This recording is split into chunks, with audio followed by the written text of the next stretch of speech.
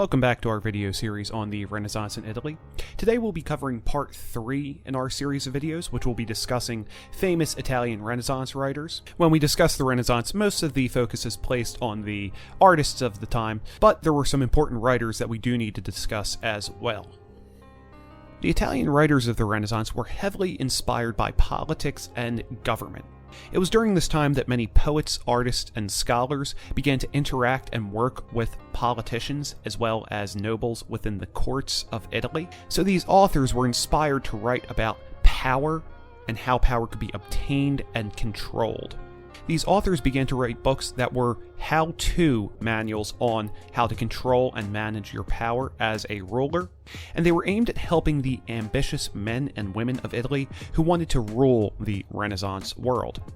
Now, the first Renaissance writer that we'll need to talk about today is Baldassare Castiglione.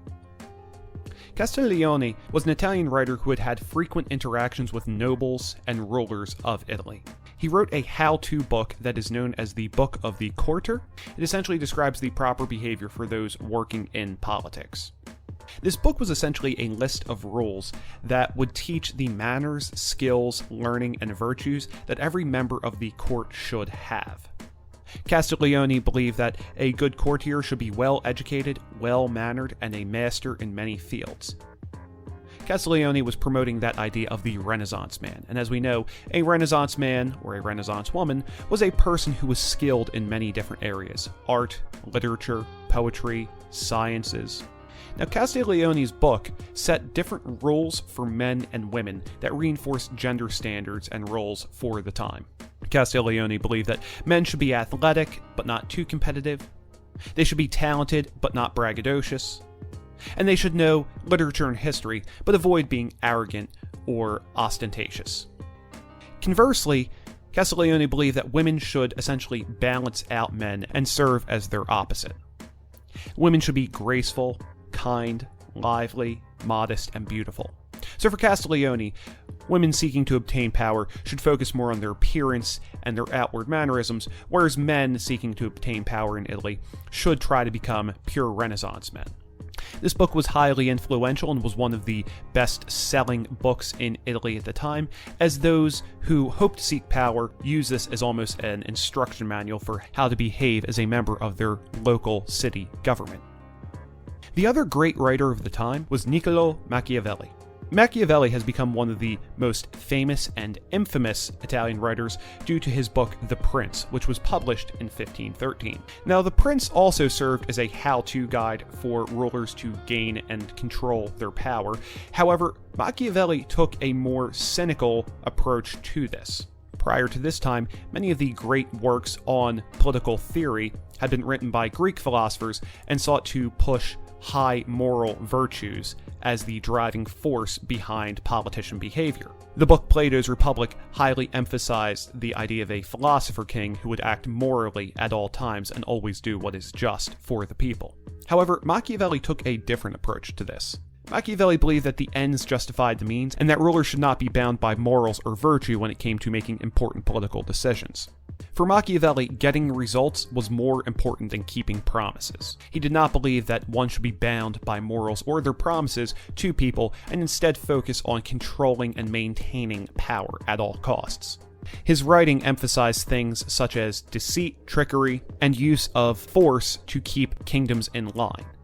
He also took a very cynical view of humans and believed that all humans were power-hungry and greedy and could not be trusted. Now, Machiavelli wrote this book based on his years serving as a diplomat in Florence and interacting with numerous politicians in the courts of Florence. Some might say that he was jaded by his time, others would say he had a more realistic opinion of what it meant to be a politician. Machiavelli believed that by writing this book he was actually working against corruption and oppression, but he was heavily criticized by his peers. Some of his contemporaries actually called him the devil for his work, and the term Machiavellian came to refer to the use of deceit and trickery in politics. You'll sometimes still hear that term used today in regards to politicians who might lie or not be as honest as they should be, or make promises that they don't keep in order to obtain and control power. It's important that we look at some quotes from The Prince to understand Machiavelli's philosophy on politics and power.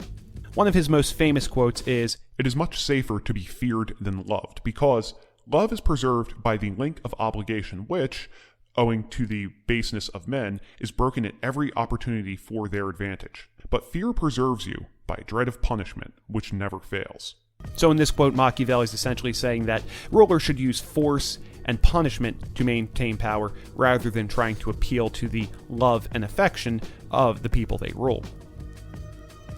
Another important quote from the book states that, "Of mankind we may say in general they are fickle, hypocritical, and greedy of gain."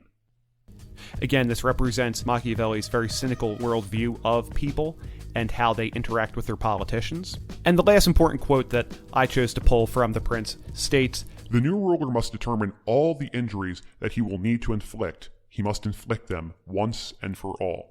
Again, this supports Machiavelli's use of force as well as deceit, trickery, and violence to maintain power, as the ends justified the means. Use whatever it would take to control power and stay as ruler in order to accomplish your goals. That's going to wrap up part 3 in our video series on the Renaissance. Please come back for part 4, where we begin to talk about the Renaissance spreading through the rest of Europe.